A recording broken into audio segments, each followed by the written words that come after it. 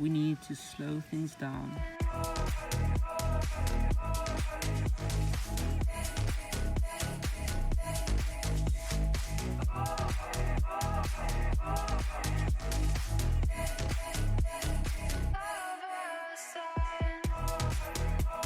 What's the best way to slow down? Well, let's just look at plants. They're pretty slow. They measure time in new leaves. But we've got some sundews here. Tuberous sundews actually. And they eat and grow really slow. Over here we have Drosera modesta. This is a tuberous Drosera native to Australia. This is actually one of our first tuberous Drosera to sprout for us when we planted all of our tubers together for the first time. As you can see, there are quite a few sprouts up already. I can see 7 sprouts up already right now. And as you can tell, these sprouts have also caught themselves quite a bit of food. If you look in their traps, you may notice that there are tiny little flies that have been caught by this Drosera and have started to get eaten.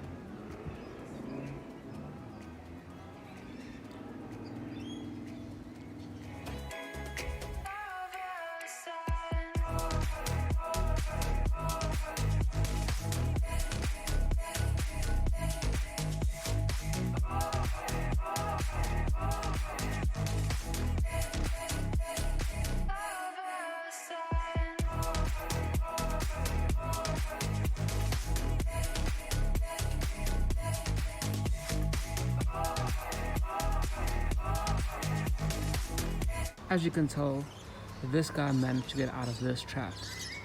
But it's not always like that, as you can see from all the other dead flies all around him. He's just lucky.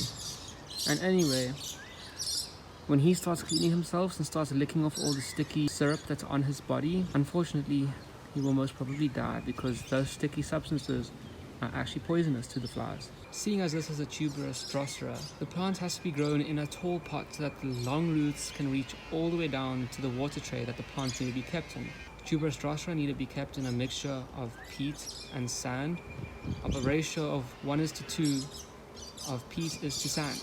And make sure that your sand is clean. You don't want dirty sand.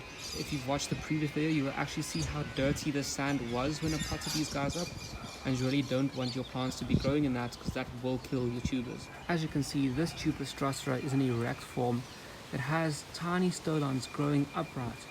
These stolons are no more than 2 inches long, as you can tell by the measuring tape right there. But that's not how big they get.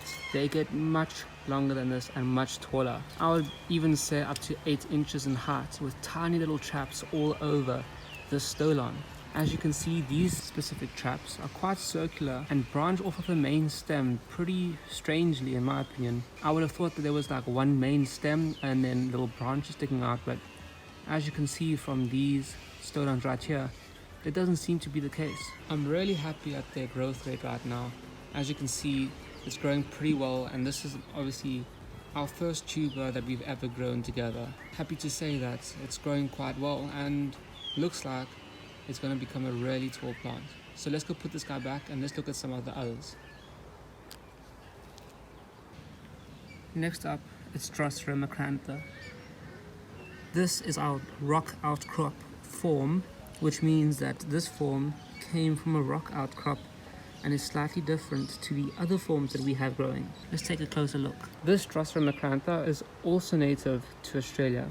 Actually, all the tuberous Drosera are native to Australia.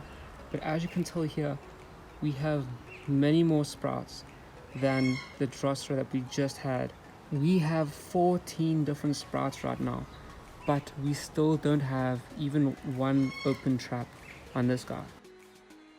As you can see, the trap formation on this Drosera macrantha is quite different to the previous Drosera. You see here we have one main stem coming up and the tiny branches of traps sticking out behind it. This is what I was trying to explain earlier with the previous Drosera, and that this is what I was expecting them all to be like, but obviously that's not the case. Currently, the tallest sprout that we have is at exactly 2 inches in height, which is about 5 centimeters. And this is only our second plant to have sprouted for us. We have others busy sprouting, but this was the second to come up, as it was such a strong tuber when we planted it together. Once again, this plant needs the same care as all the other tuberous Drosera, and I'm actually really excited to see the little traps pop open. As you can see, they look like they're going to be little circles as well. Our Drosera macrantha and our other Drosera macrantha, they both have tall stolons with tiny circular traps that are busy forming. We also have Drosera andersoniana that forms these tiny rosettes close to the ground. You can see that in the center of the screen. And this one came up very early but immediately caught some insects, so it has slowed down in its growth a little bit. I may have mentioned it, but all of the Drosera are growing in a tray of pure water. This water is rainwater. You can also use distilled water or reverse osmosis water. Let's take a look at some of our non-tuberous Drosera now. This right here is probably one of the most well-known Drosera in the world, Drosera capensis. Look at all of the tiny seedlings that have started to come up within the last 2 weeks. There are easily about 50 different plants here, all of them being the exact same type of Drosera. Drosera capensis are small. This means that their leaves and their traps are smaller than the average Drosera capensis, which makes them quite unique in that sense, seeing as Drosera are quite abundant and seen as almost like weeds in the carnivorous plant community. And this is a Drosera I am really excited to grow with you guys. This is Drosera regii, the king sundew, the Drosera which has the biggest leaves out of any other Drosera, and we have 2 sprouts, 1 and 2 over there. These guys are going to become our future parents of many Drosera regii that we will grow together. These guys still have yet to put up their first true carnivorous leaves. They still have the cotyledons right there, as you can tell. When they put out their first 2 to 4 leaves, we will be fertilizing them, as these guys are such strong growers. They use so much energy to grow that if you don't feed them while they're young, they literally starve themselves to death. These will be the second and third Drosera regii I've ever grown, but the first that we've ever grown from seed, and obviously, as I've said before, our first Drosera to sprout for us in Australia. So I am very excited to share these with you guys.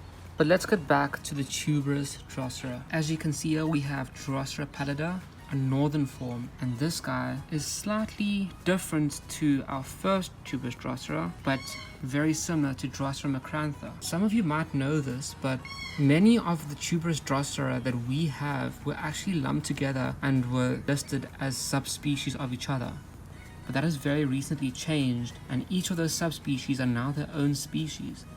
You can actually see here with our tallest growth points that it does look very similar to Drosera macrantha, but you can see that the main stem has moved away from the center line of the plant and trap has moved in the opposite direction.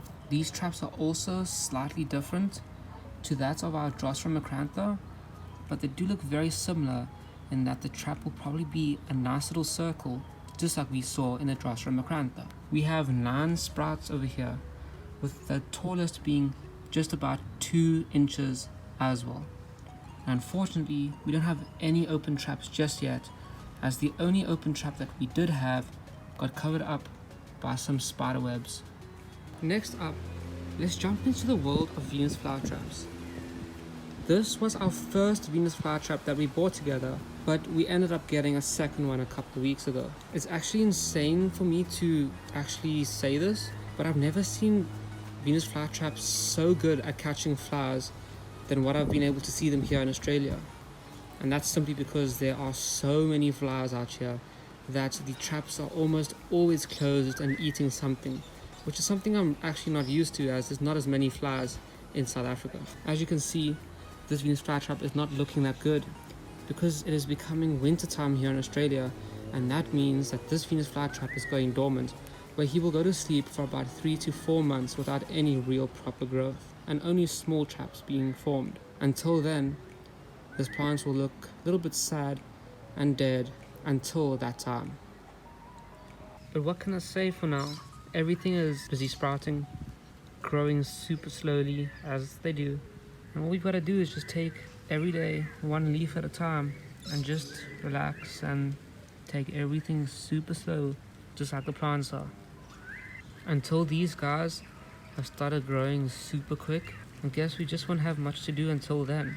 But we've always got our tubers to look forward to growing throughout the winter time. So soon we will hopefully have our Sarracenia and Darlingtonia coming up, so I can update you guys on them a little bit, because they will be the first Sarracenia that we've ever grown from seeds and our second batch of Darlingtonia that we've ever grown from seeds. So it's super exciting to get them grown up, and we will be skipping their first dormancy so that they can grow a little bit quicker into the summer months, so we can also have a little bit of bigger plants. But until then, all we've got for now are germinating seedlings. So I hope you guys enjoyed this little bit of an update, and don't forget to subscribe if you want to see more of our updates and more information about carnivorous plants. Bye guys.